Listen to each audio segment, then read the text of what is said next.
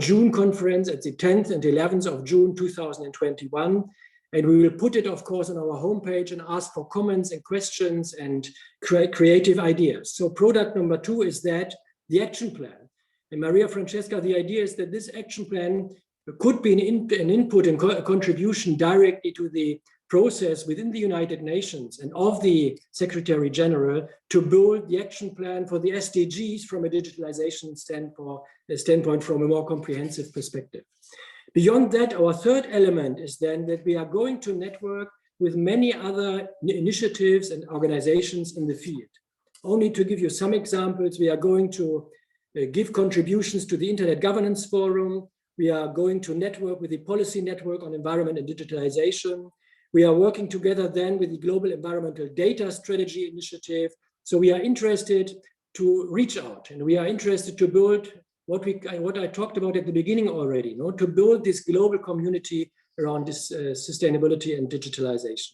Our last point, our last interest is we would be very happy to contribute to the scientific community to build a joint research community around digitalization and sustainability, because these are still two different research communities.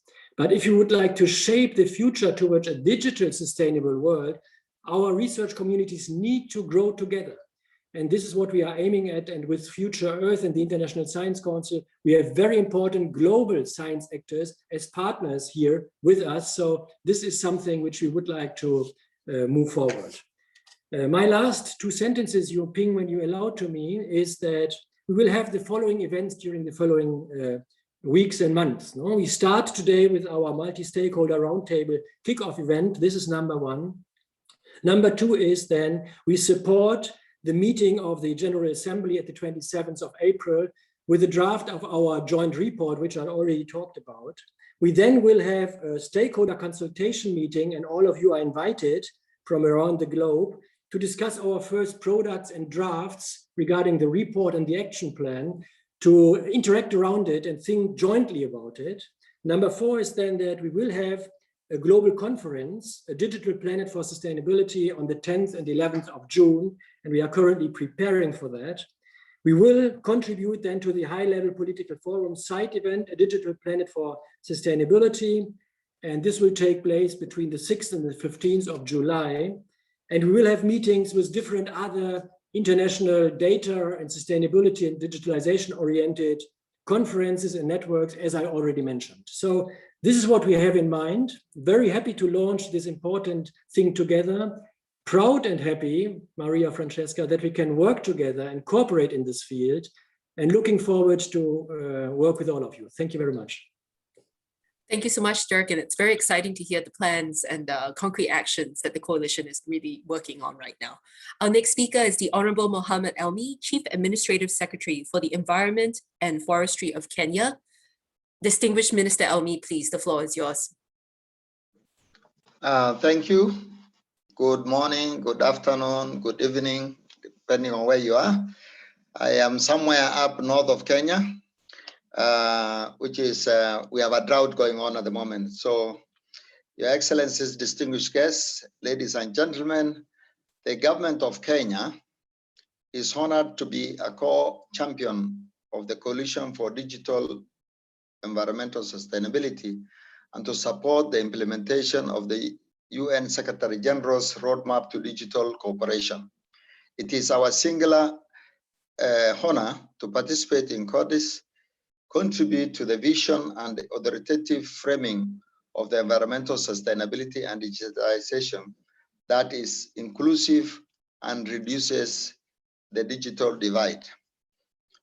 We are living in an age where human activity has led to serious challenges of the climate. It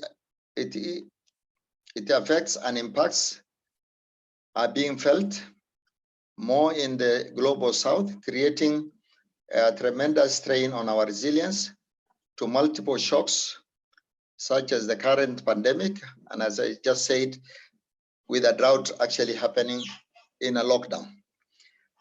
The response to an accelerated pace of climate change, but they be met with an equally accelerated capability that currently lies with the responsible use of digital technologies.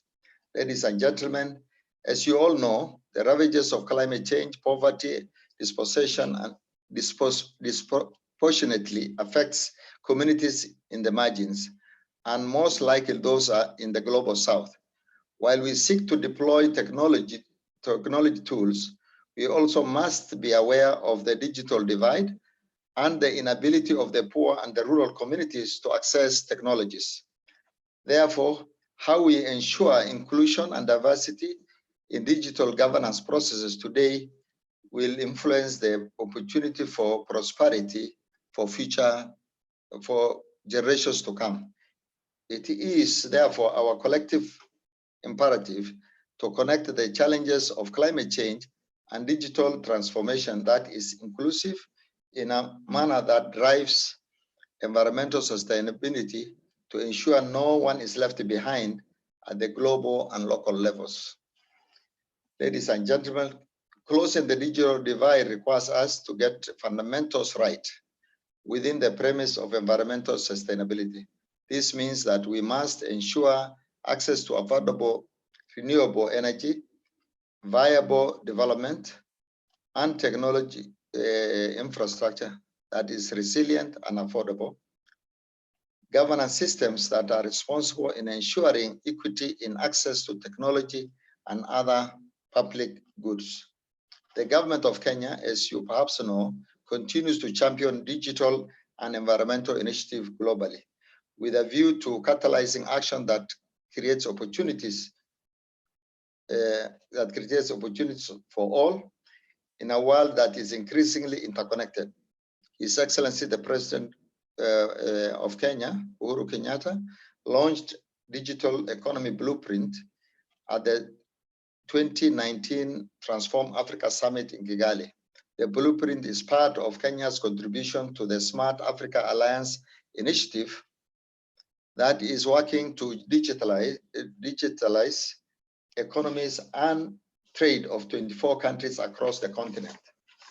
Ladies and gentlemen, we have in the past 3 years championed the launch of Digital Earth Africa, DEA, a coalition of countries, private sector, and academia to harness the power of analysis-ready satellite data and Earth observation for Africa's development.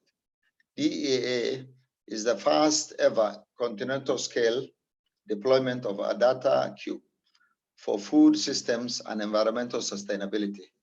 Most recently, we have co-championed the launch of the Global Carbon Removal Partnership with the private sector, foundations, and academia, which seek to leverage on natural and technological means of accelerating the response to climate change. Ladies and gentlemen, the Kenya government is therefore honored to co-champion the Coalition on Digital Environmental Sustainability in support of the United Nations Secretary General's roadmap for digital cooperation.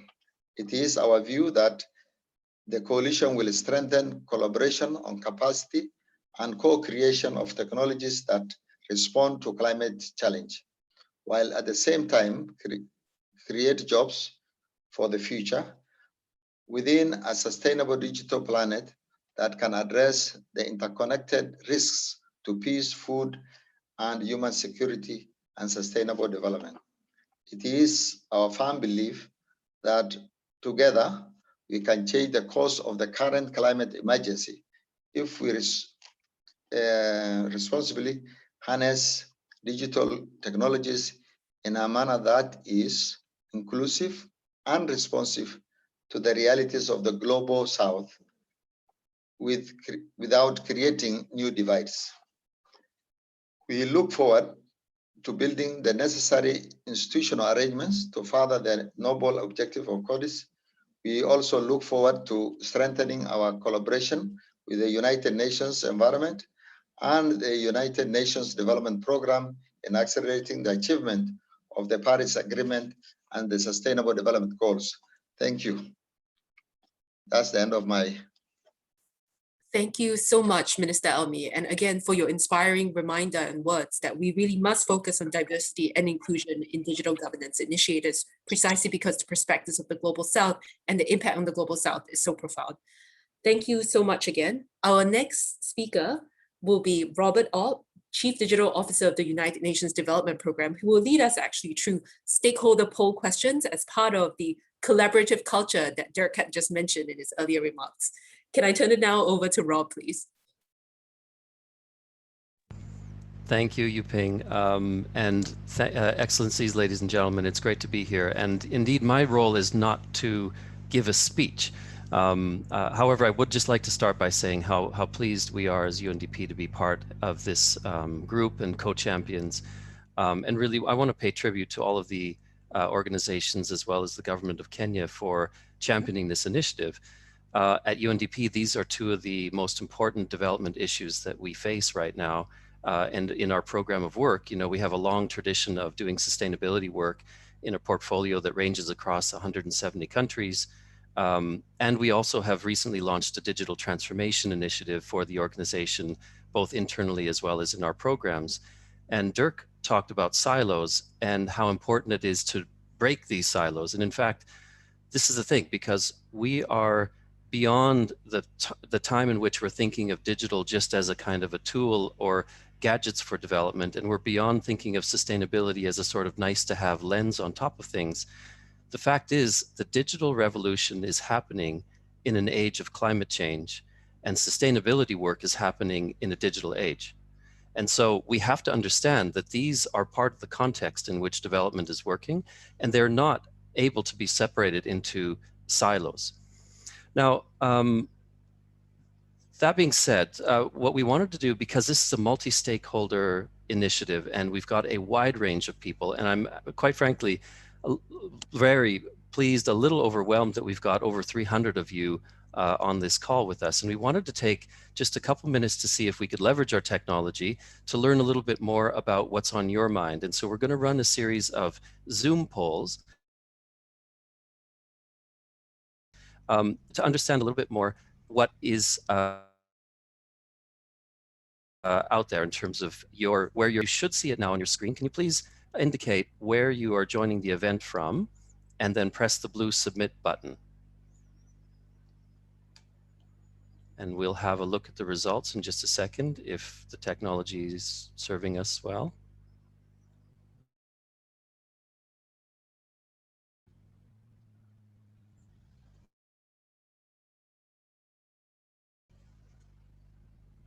Are we able to put the results up? There we go. Interesting. Okay, so well, what's interesting there is, I mean, well, Ben, can you put the results back up again? Is that possible? Okay, well, we're having some issues with the poll. The first poll, what I noticed is that North America and Europe are heavily represented in the group that's here. Middle East had actually 0% respondents. Africa and some of the other regions were a little bit lower represented. So that means that as a multi-stakeholder initiative, as a global initiative, we need to work harder to make sure that we've got representation from all the other regions. Ben, can you try to put up the second polling question, please?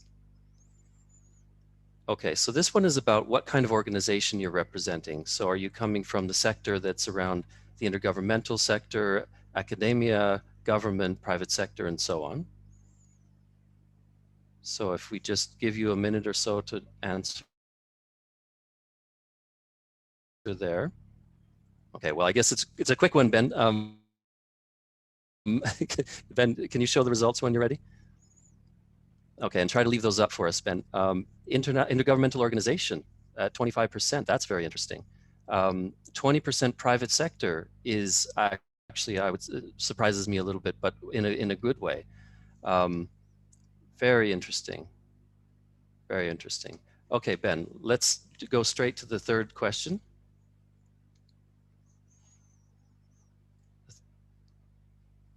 Okay. All right, question number 3 is, and this is, you can indicate more than one choice on this. Which of the SDGs do you feel have great potential to be accelerated through digital technology? And we've chosen here a number of the sustainability-oriented SDGs. And as I mentioned before, feel free to indicate.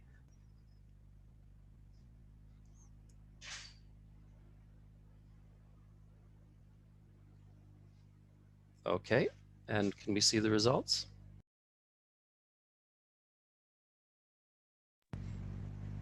Interesting. So I mean, spread fairly evenly across SDG 7, 11, 12, and 13, with a little bit less on life underwater and on land and so on. But that's interesting. And 18% of you see a gap, and that might be something that we need to look into as part of this coalition. And very interesting. Okay, Ben, can we try the next one, please?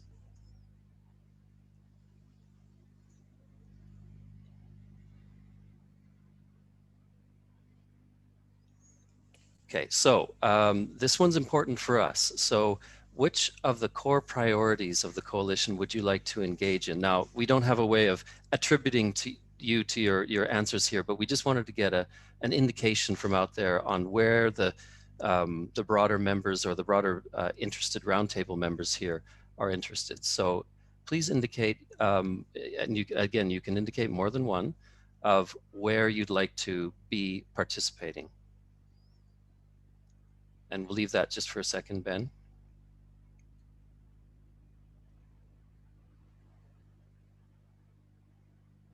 Okay.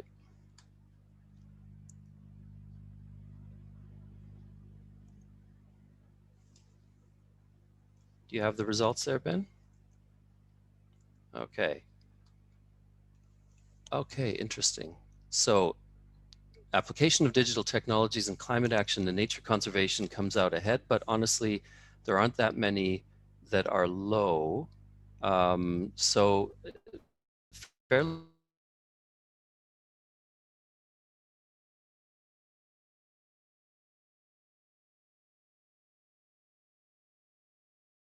even split across those questions. Then I think we have, if I'm not, so Ben, can you just pop up the last one, please? Okay, this is another, oh, sorry. We'll get it right here. Okay, last question. Which contributions do you think your organization is best suited to make to the coalition that we're creating? And again, this one is a multiple possibility of answer here. So please feel free to indicate more than one.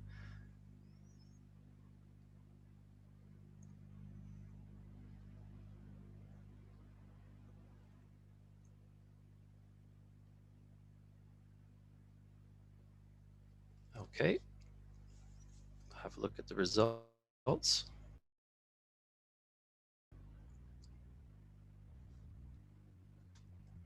Interesting.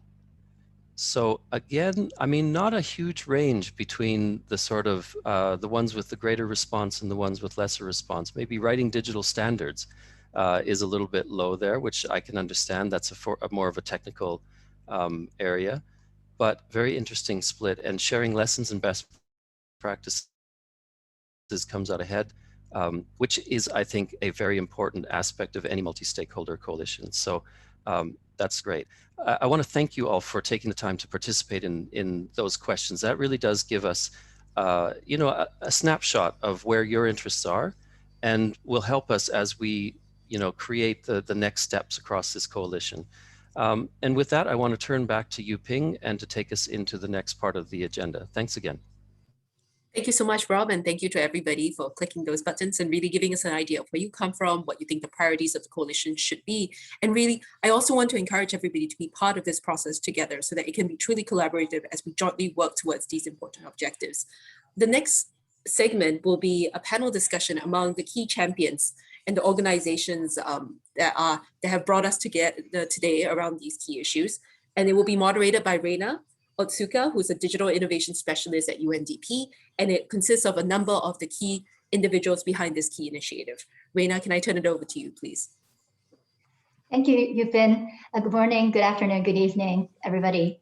Again, my name is Reina. I'm the Digital Innovation Specialist for Nature, Climate, and Energy in the United Nations Development Program. And I'm very honored to moderate the panel discussion and the following QA session. So we have representation from each of the co-champions here in the panel now. It's great to see a lot of comments already coming into the chat box. If you have any specific questions to the panel members, as we proceed, please do type it into the QA box, and we'll make sure we take some time to answer the questions in the end. Now, we're increasingly seeing innovative applications of new data and digital technologies in the fields of nature and biodiversity, green economy, chemical and waste management, climate change, and sustainable energy, with potential to lead to systemic change. Now is the critical timing to shape the direction of digital transformation, whether we make it a whole of society inclusive process, and whether we mitigate the unintended negative impacts of digital innovations and technologies as a global community. And because we see digital as so important, as the Chief Digital Officer Robert Opp said, UNDP has launched on a digital transformation process of its own, and we're really pleased to support CODES, as we would like to be a part of the shaping of an inclusive vision and framing of an acceleration plan, bringing in the experience with our partners across different regions around the world. And as Honorable Minister Elmi raised, keeping in mind that not everyone has smartphones and not everyone has high data literacy or stable internet connection, and how can we bridge the digital divide while accelerating its impact? And I would like to now invite the panel to please briefly introduce why is your organization supporting CODES as a co-champion, and what do you hope to achieve, either as an organization or even personally? I would like to turn first to Dr. Eliane Ubalijoro. She's the Executive Director at Sustainability in the Digital Age, Future Earth, and Global Hub Director at Canada. Eliane, over to you. Thank you very much, Reina. It's a real pleasure for me to be here today to represent Future Earth and sustainability in the digital age. So as a global community, we are working to accelerate sustainability transformation, and it is an honor for us to be here today and being part of CODES. What we do at Future Earth and as sustainability in the digital age is harness the experience and reach of thousands of scientists and innovators from around the globe to facilitate research, mobilize networks, spark innovation, and turn knowledge into action. With sustainability in the digital age, we convene expertise that doesn't normally interact. We connect the interface of digital innovation, sustainability science, and equity, and promote cross-scale collaborations. CODES is an excellent example of the quality of leadership needed to accelerate the work towards achieving these sustainable development goals. This aligns perfectly with the need to grow the necessary data, infrastructure, rapid analytics, and real-time insights to move towards nature-positive economies worldwide that leverage natural, produced, social, and human capital. Humanity today is undeniably interconnected. COVID-19 has served in a way to amplify the interconnection within humanity itself and the interconnections through and dependence on both the digital and the natural worlds. The rise in epidemics with accelerated loss of biodiversity has shown us this. As a result, tackling the climate crisis and the broader sustainability agenda and working toward a just, equitable digital future are increasingly intertwined agendas. Our capacity to interact today and over the last year has shown us how dependent we are on a digital world. This digital world is allowing over 300 of us to be together today. Our work seeks to leverage the capacities at this intersection to drive the transformative systems changes needed to build a sustainable, climate-safe, and equitable world. Future Earth and sustainability in the digital age are represented here today because we believe that research, innovation, and collaboration in this space can steer the world towards sustainability for both people and the planet. Thank you, Reina. Thank you, Dr. Eliane. Research, innovation, and collaboration. Thank you for bringing those up. And I love how you make an interconnection between the nature world and also the digital divide, the digital connections. Thank you. So I would like to move on to Mr. Ali Mohammed, the Special Advisor on Climate Change at the Presidency in the Government of Kenya. Ali, please do come on board. Thank you very much, and good day to all of you.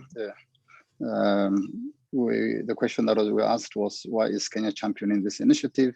Let me join Minister Elmi, say that Kenya is pleased to join UNEP, UNDP, the International Science Council, the German Environment Agency, the Future Earth and Sustainability in the digital age, in co-championing the coalition due to our leadership in digital technologies and environmental sustainability. I think it is very well known that Kenya is a champion in areas of conservation, as well as being referred often as the Savannah Silicon. And so we are also leading in this region on matters of technology. We firmly believe that countries in the global south, as Minister Elmi said, such as Kenya, need to be in the driving seat in ensuring that our development progress is anchored in environmental sustainability. As a developing country, this is really important that the development processes take advantage of the advances in digitization and sustainability. The climate crisis requires innovation, collaboration, and co-creation if we are to collectively ensure that the current accelerated pace of growth is within planetary boundaries and leave no one behind. Africa has all that it takes to harness digital technologies in response to the climate challenge. We have young population, abundant renewable energy resources, unshackled by legacy infrastructure and numerous opportunities to develop sustainability. We believe that as a country, we can ensure that Africa's needs, experience and best practices linked to environmental sustainability and digitization are strongly reflected in the acceleration plan. As you all know, UNEP is headquartered in Nairobi, Kenya, which gives CODES the unique opportunity to build on the ongoing relationship with the agency to provide capacity building and co-creation of technologies for digital environmental sustainability. Thank you all. Thank you, Ali, for the very powerful statement of need to being in the driving seat, as well as to reflect the voices in the acceleration plan. I would now like to turn to Ms. Anna Rosenbaum, International Affairs Officer at the President's Office of the German Environment Agency. Anna, over to you. Thank you, Reena. Well, thank you for giving me the word, and it's an honor to speak for UBA at this event. UBA is the Central Environmental Scientific Authority in Germany, and we have set digitalization as a new priority. In this coalition, and in general, we build on strong partners to link digitalization and sustainability. And we want to build the missing links between digitalization and sustainability, as digitalization has significant potentials to foster sustainability. I want to make 3 points. My first one is on global governance for greening the data economy. Data generation is exponentially increasing, and this has immense consequences for our climate and the environment. And the question is which role data actually plays in sustainable development compared to the current use of data. So for greening the data economy, societies and economies need internationally recognized standards. For example, eco-design for the data economy and of its technological infrastructures. For example, data for data centers, which were already mentioned today in today's meeting. The second point is on the practicability of new artificial intelligence. We have big data analysis, machine learning, AI, and they all increase our knowledge to drive sustainability transformations. And as environmental protection is data-driven, well, we have the chance to foster our core competencies to generate and analyze data, which helps us to gain knowledge to improve our policy making and for good environmental housekeeping. So digitalization is actually a great opportunity to improve and to develop a new environmental intelligence.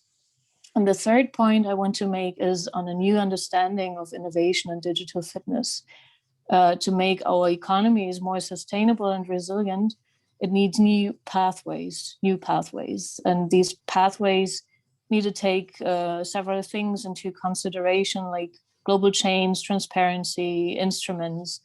And digital technology will change the innovation regime. And more important, more important than ever is that if we want to prevent new lock-ins and rebounds, we need a clear global framework for ecological performance standards.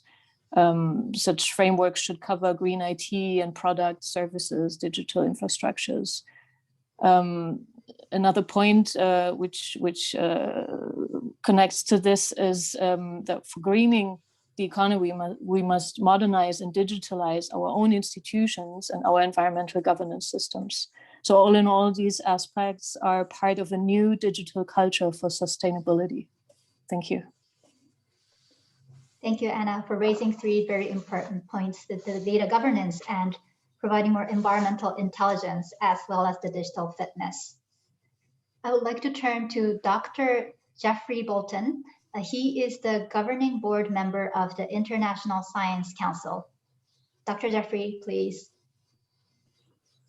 Thank you. Good day, everyone. So why is the International Science Council happy to be a champion for CODES? Well, the Council has in one form or another acted for over 100 years as the global voice for science. Its membership includes most national academies of science and the international unions and associations of the scientific disciplines. Together with the World Federation of Engineering Organizations, it also coordinates the major group for science at the UN. The themes of CODES are central to three major strands of the Council's work. First, its work on transformation of societies and economies to globally sustainable and equitable systems, which is by far the greatest contemporary challenge to science. Secondly, its work through its data bodies, CODATA and the World Data System, on the tools of the digital revolution in support of solutions for the complexities that are inherent in managing this transformation. And thirdly, as the global voice for science, the Council recognizes that global challenges require global involvement, which includes working to bridge the digital divide and an aspiration to create a global data commons as part of the open science movement of the modern day. So what do we hope to get out of CODES? Well, the COVID pandemic has been a major stress test for science, one that the international scientific community has largely passed by showing its powerful capacity to mobilize, to collaborate, and deliver solutions in a global crisis, underpinned by its digital toolkit. In contrast, the pandemic has exposed a global political failure, where it seems that the human family cares so little about itself that it's failed to pool the experience, the understanding, and the knowledge that's required in forging a common and coordinated response to the pandemic. And that interface between the scientific enterprise and the political enterprise must be improved and increased. The scientific community can rise to the challenge of sustainability, but it needs a politically agreed roadmap to send the signals that private and public sector bodies, NGOs, and research communities need if they're going to apply themselves urgently and efficiently to the massive technological, economic, and social transformation that is required by the biggest challenge that humanity collectively has ever faced. From the International Science Council's perspective, CODES has the potential to play a vital role in convening and coordinating the contributions of many actors in providing the digital frame that this transformation sorely needs and can greatly benefit from. Thanks. Thank you, Dr. Jeffrey, and thank you for bringing in the voice of the scientific community. I would like to turn to, last but not least, Mr. David Jensen. He is the head of the Digital Transformation Task Force of the United Nations Environment Program. David, over to you. Hi, thanks very much. And hi, all colleagues online, and hi, all fellow co-champions. It's a real pleasure, real honor to be here. And I really thank you all for engaging. So there's three reasons why we're interested in supporting CODES. But before I dip into those three reasons, let me just give you one piece of context about UN Environment. You may be aware that the UN Environmental Assembly recently gave us 2 new mandates that speak directly into the CODES scope and vision. So we have a new mandate on digital transformation to accelerate environmental sustainability. And we have a new mandate on building a global environmental data strategy. So Rob mentioned he was feeling overwhelmed earlier, looking at the participation. I sometimes feel very overwhelmed when I look at these mandates. I look at the challenges before us, and I really need help, collaboration, and a multi-stakeholder approach for delivering on both of these. So this is certainly why we're interested. Now, what are we trying to do with these two mandates? Ultimately, we're trying to harness and help stakeholders harness a combination of data and digital tools to accelerate action in addressing climate change, nature loss, and pollution. And the basic idea we're working around is really starting to hardwire environmental data and sustainability goals into the operating system of the digital economy, right? So this is hardwiring it into the apps, the filters, the algorithms, the platforms, so sustainability can no longer be ignored and it's transparent. Now, at the same time we do that, as was mentioned already, we must close the digital divide, but we must do so in a way that is inclusive, equitable, and environmentally sustainable. So we're looking at UNEP at looking at both of these dimensions, the opportunity side as well as the risk side. And this is exactly why CODES is so important to us. I mean, first and foremost, it is offering this multi-stakeholder approach, spanning public sector, private sector, civil society, academia, the range. And that's exactly what's going to be needed to take forward these two mandates. And we see at UNEP like a massive upwelling of interest, a massive engagement across this space. And our question is really, how do we enable it? How do we harness this? How do we align this energy, this passion and creativity around a common agenda? So we think CODES can really help build up this ecosystem of individuals, of organizations. We hope it can engage the digital generation and really help be a catalyst for new partnerships. So that's number one. Number two is we really appreciate the kind of the light touch coordination function that CODES is trying to bring. And we see CODES as kind of a docking station for different initiatives, right? So it'll help initiatives kind of align, coordinate, share lessons, influence global policy. And we think that's really essential right now because at the moment, there's a lot of fragmentation in this space. And so bringing these actors together into a common vision and a common process under a common umbrella is really important. We also, in that regard, hope that this roundtable and this initiative inside the Digital Cooperation Roadmap can also begin to influence and interface with some of the other roundtables. So we see that as an important outcome. And then finally, the idea of building up from the bottom up, a common vision, a common strategy, and then setting very concrete targets. And we're talking about sort of exponential targets, right? Targets in terms of shifting millions of products, billions of people, and trillions of dollars, right? That excites us. So setting up these global challenges and setting up some big exponential targets really gets us interested, and we really look forward to working with the group to set those up, to monitor those, and to really make some transformative impact. Thank you very much. Thank you so much, David. And I see there's a lot of fans of you in the chat box. They're all cheering for you. So congratulations. I would like to just start to ask one question, and then I'm sure there's a lot of questions from the participants as well. So after that, I'll pass to Yupin to perhaps give us a few questions. But just a question to the panel from me. What are we missing? We do have a very good representation from governments, international organizations. How do you envision that we bring in the missing actors? Who are they? And what do we want to do with this CODES moving forward? David, would you like to start? Yeah, thank you very much. I mean, we've tried to be as inclusive as possible in the distribution of this initiative. We sent the invitation to around 16,000 people, and we made sure that covered every single country. But obviously, we didn't reach far enough.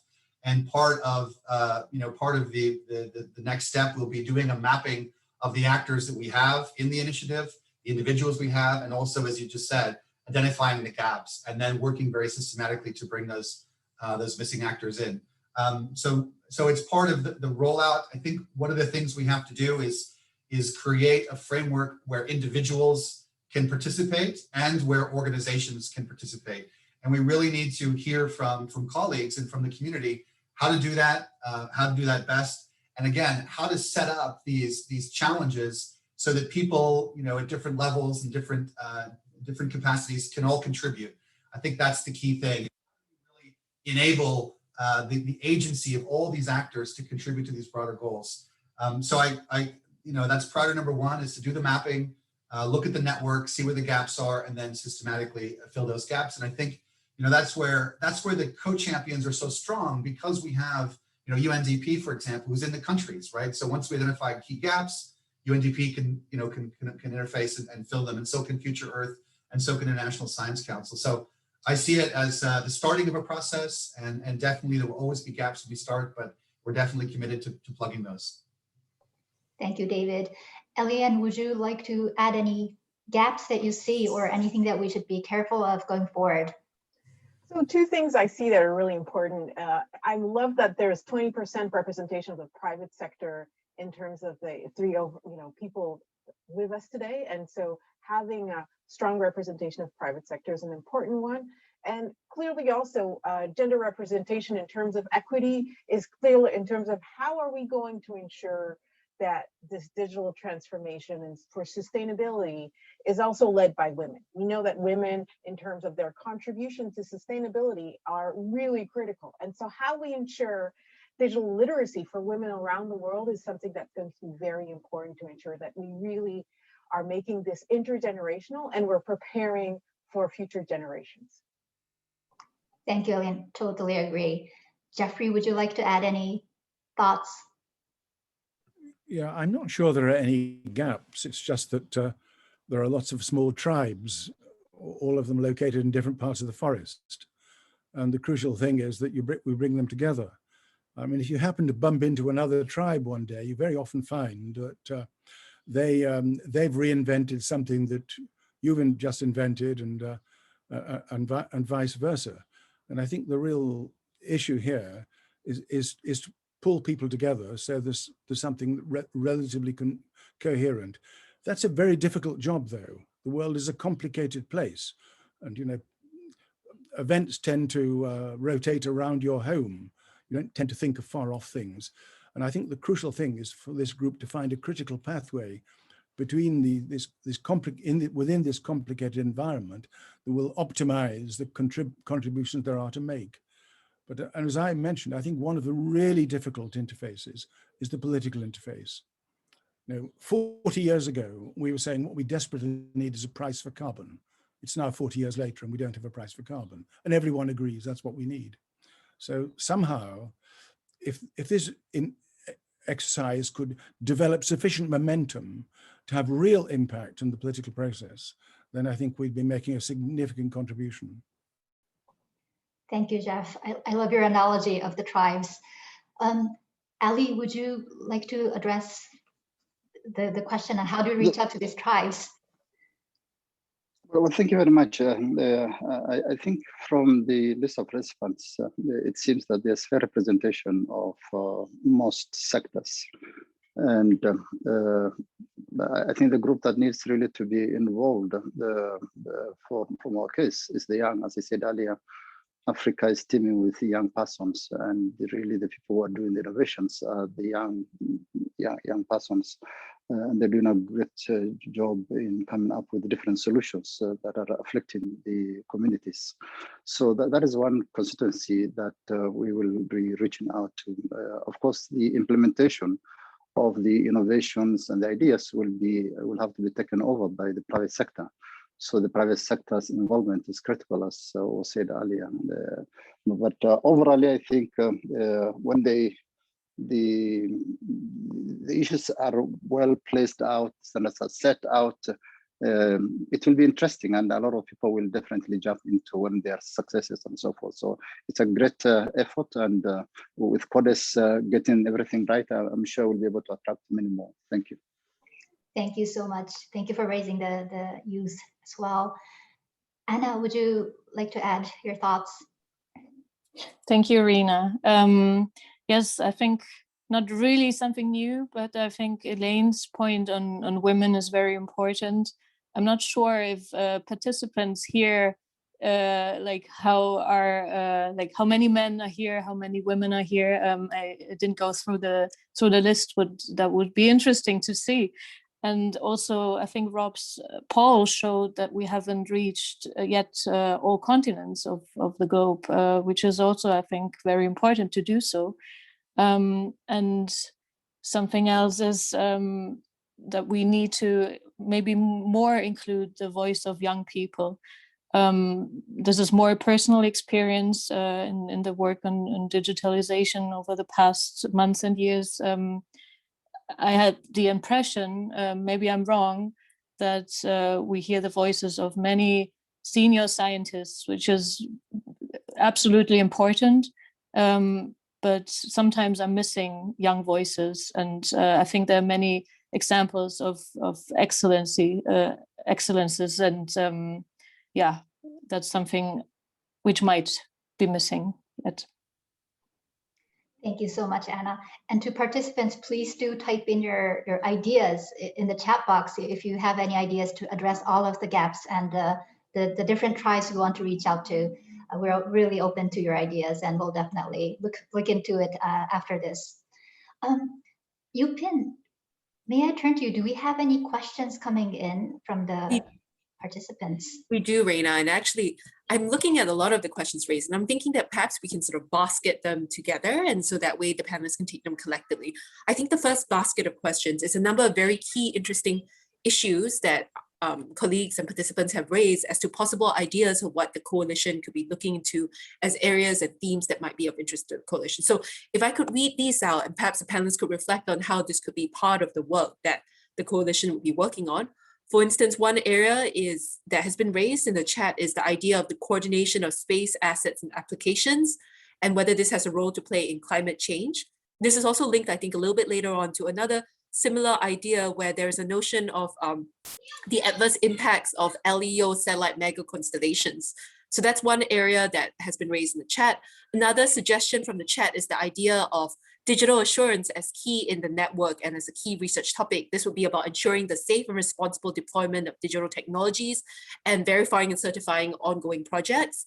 And I think the other area that was raised as perhaps something that the coalition could consider would be the accelerated use of AI, blockchain, and RPA, and the use of multiple data sources, which make data quality a challenge, and that could be more of an issue or less of an issue. So I think these are areas that have been flagged as possible areas that could be considered by the coalition. I missed one more, and actually in some ways this could be something that is very significant for the coalition, which would be how the initiative fit within the global issues of the pandemic, conflict, and migration. So I think these are all big topic areas, and we'd welcome any of the panelists' reflection on how these key topics could be part of the work going forward as well.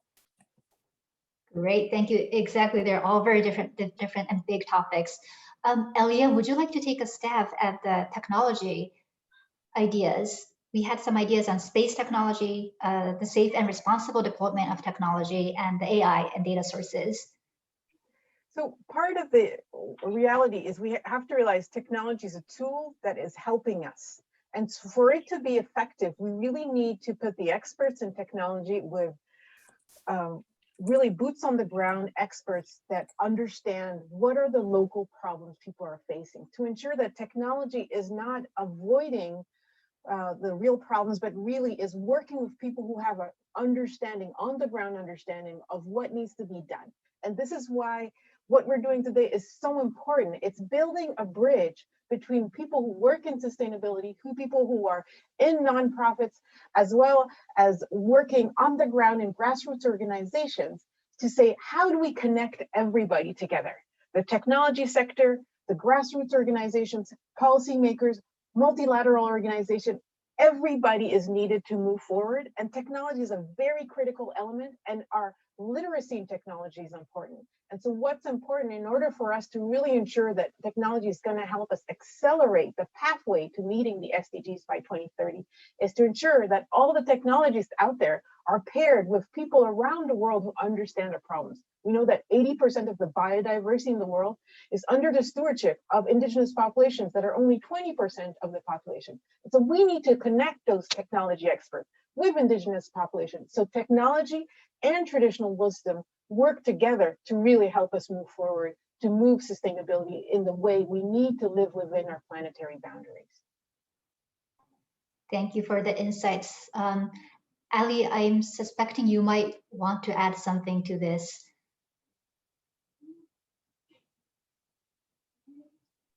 Well, thank you. You prompted me. I wasn't going to add, but nonetheless, earlier on, I think in the presentations by the German official indicated that there are 5 levels of actions, and one of them is about efficiency and effectiveness of products.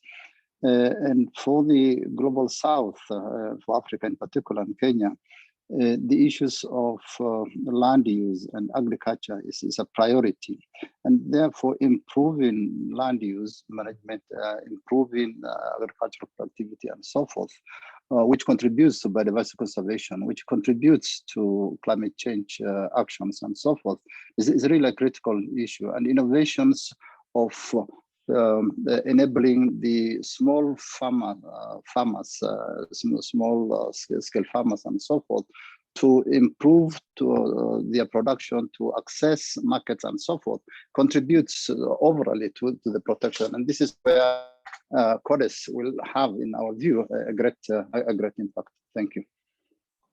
Thank you.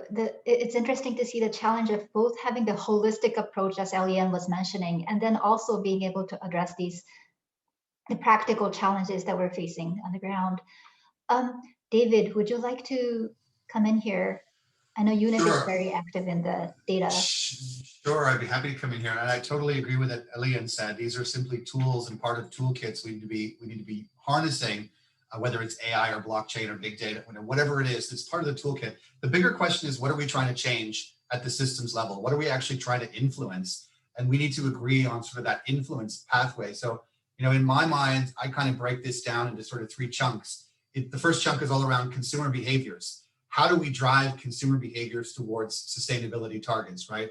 Low carbon, zero net carbon, whatever it is we're trying to achieve, how do we drive those consumer behaviors in the right direction using all of these tools and platforms?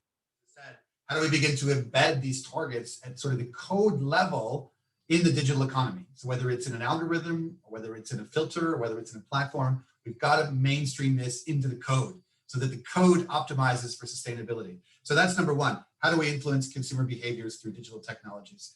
The second sort of system transformation in my mind is looking at supply chains. And this was just mentioned in terms of agricultural supply chains, but also in terms of all the products and services in the global economy. How do we bring more transparency to the environment and carbon footprints of those products and services? How do we track and trace all the inputs and outputs? How do we disclose that information and then make it available so consumers can choose and compare different products?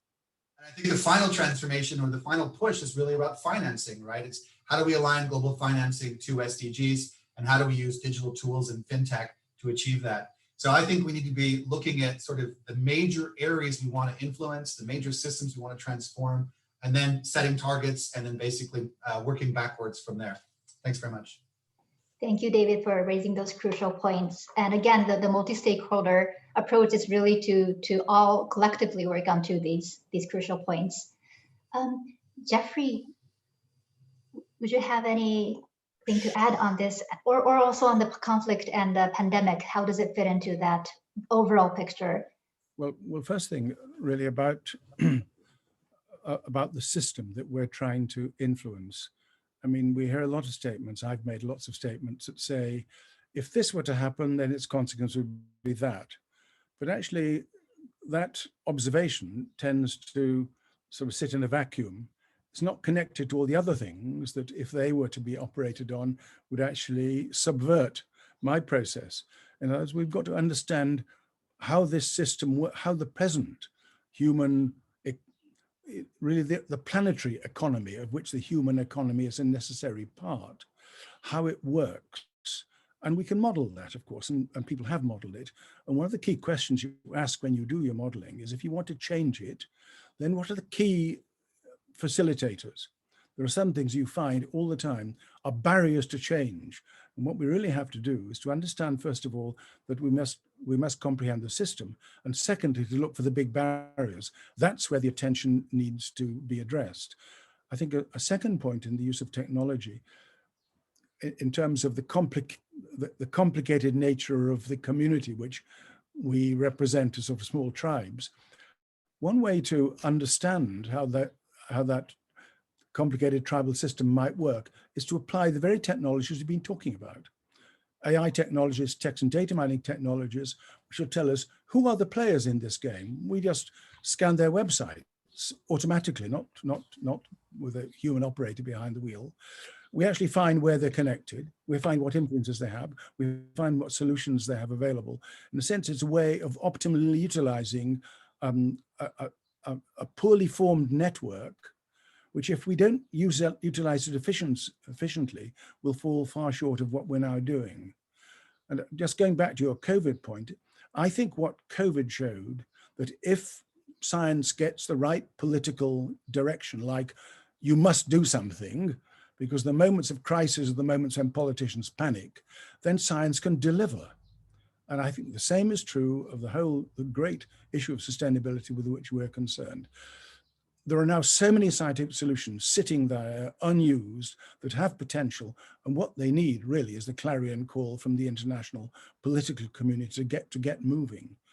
Because my sense is that we're making very, very little progress, and we have to. The timescale is short and the need is urgent. Thank you so much. Very, very insightful. Anna, I know it's very difficult to comment at the end, but if you could please also add your ideas. Of course, yeah, thank you. Well, maybe a practical thought on this from our agency. Well, what we try now is to improve the use of data. I mentioned this a bit earlier, and yeah, to find ways to use artificial intelligence and just these new technologies and link it with what we already have, what's our experience, and to improve this. And Jeffrey already mentioned the role in the pandemic of science. I think it's amazing to see how all this develops, that people listen to science, that governments listen to science, and that's something which wasn't that much the case before, and maybe it's a learning effect from the crisis now, that we do listen to science, I guess, or here, or the participants here too. But to build on this, I think it's a great chance which these times give us now. Thank you so much, Anna. Yupin, do we have any other questions? There are quite a lot, but I think I would suggest that in the interest of time, since we are a little bit running down a little bit, maybe I could suggest that colleagues could reach directly out to the relevant panelists via the chat function if you have specific questions. And then I perhaps would pick up this question about what next, because there's been a number of questions of what do we do now? What are the concrete actions? And in response to Jeffrey's call for action now, given the urgency of the issue, what do we do? So I think maybe that's the last question I would turn to the panelists to answer. And perhaps with a particular focus, for instance, there was some reference in there in terms of next steps to making a link with the United Nations Sustainable Development Framework, as well as the issue of poverty and so forth. So that could be part of the reflections on what next. Great, thank you. I think I'll pass to David to take this question. Thanks very much. Well, I think Dirk will come back and talk about sort of key next steps. So I'll leave it to him to talk through the roadmap, because that was sort of at the end of the agenda. But generally speaking, I mean, we need to come up with a governance structure for codes, and we need to hear from you. How do we make codes as digital as possible, right? We want to move out of the analog ways of doing multi-stakeholder groups into the digital world. So the first priority for me is hearing from the members. How do we make this digital? How do we build a digital governance model? How do we build distributed coordination models? How do we use digital tools to keep us together, to share information, to matchmake? We need to hear from you on that, because I think that's the #1 challenge we have, making this digital and making this move quickly, right? codes itself has to be digital, the governance structure has to be digital, and everything we do has to be digital. So, ideas from the membership on how to do that and how to do that well, the tools you've seen that are working, and the lessons you've learned. How do we create a new digital agile governance framework for these kind of initiatives? So from my side, that's number one. I think number two then, as Dirk mentioned, we're working on a flagship report. We will be asking the community for inputs to that report. We're really trying to synthesize the best work that's already out there and come up with that broader vision. What is the vision we're trying to achieve in this group? And then how do we break that down into priorities, right? So people need to be thinking about that vision. I mean, if the SG, the Secretary General, asked you, what do I do to bring these two worlds together? What would you tell them, right? So what are the key political, the key political messages that we need to start delivering systematically to the international community? And then what's the action agenda look like? How do we break that down into tangible actions? With, as I said, with targets, with exponential targets. How do we begin to monitor that digitally? And how do we able to sort of show the evidence that we're actually moving the needle forward? So those are some of the quick points I wanted to make. But as I said, Dirk has a slide with some of the key milestones coming up. Great, thank you so much, David. With this, I would like to close this panel section and pass it back to you, Bin. Thank you so much to the panelists and also for the participants for all the great chat comments and the questions. Thank you so much.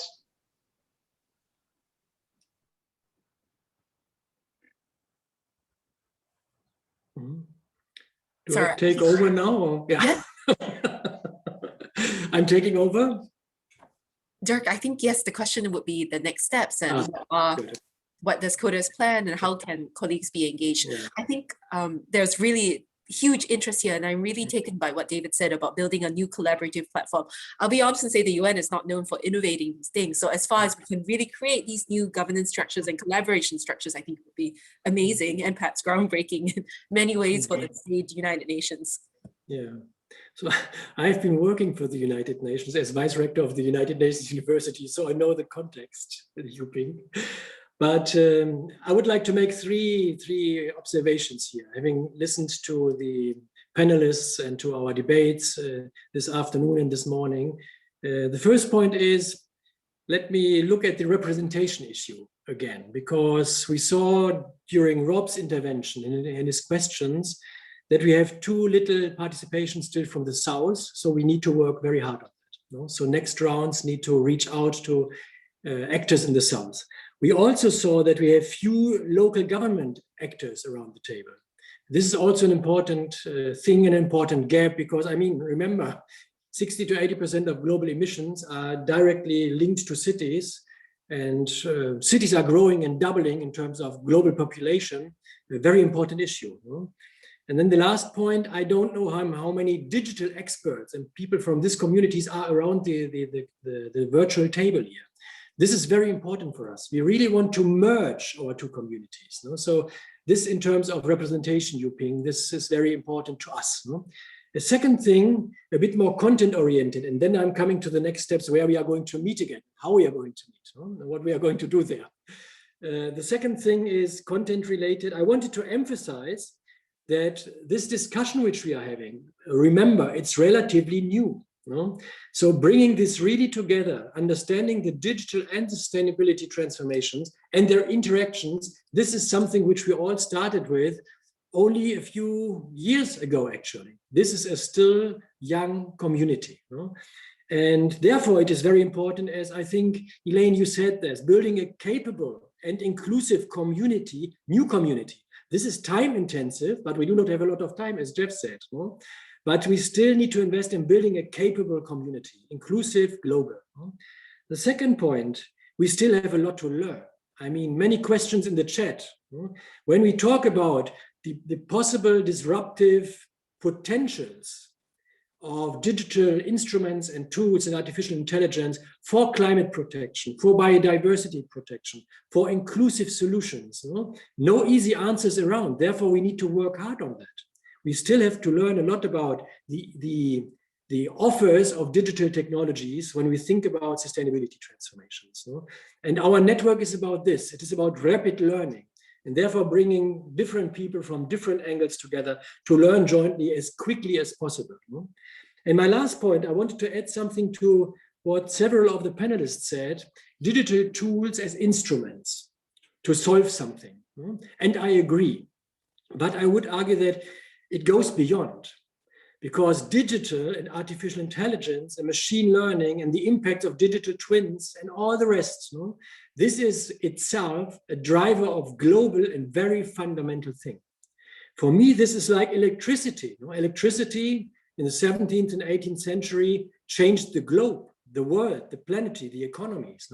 The invention of cities 5,000 years ago changed the pattern of human civilization. Science itself, Jeff, the science system, which has been developing during the last centuries, this changed the pattern of our civilization too. And I think digitalization, artificial intelligence, and other related technologies, they are deep drivers of change. And we need to shape this process and to learn rapidly how to do that towards sustainability, because the pressure to learn to live, as Eileen, you said, within the planetary boundaries, the time pressure is so huge. So I think this is the scale of issues which we need to take on board. Then where are we going to meet next, and what can we do there? So the last sentences, Yuping. And they are the following next meetings which are important for our initiative, and we are going then to build on those. The first one is, as has been mentioned already, on the 27th of April, very important, follow this. We have a General Assembly meeting on digitalization for sustainability. This is really relevant. As far as I know, David, this is the first meeting of the General Assembly focusing during a longer meeting on this issue. So very important. And we are contributing to this as General Assembly and building on it, obviously. So this is event number one, which is very important. Event number two is we are offering next roundtable to go to zoom further into the issues which we have been debating today quickly, with all of you, interacting.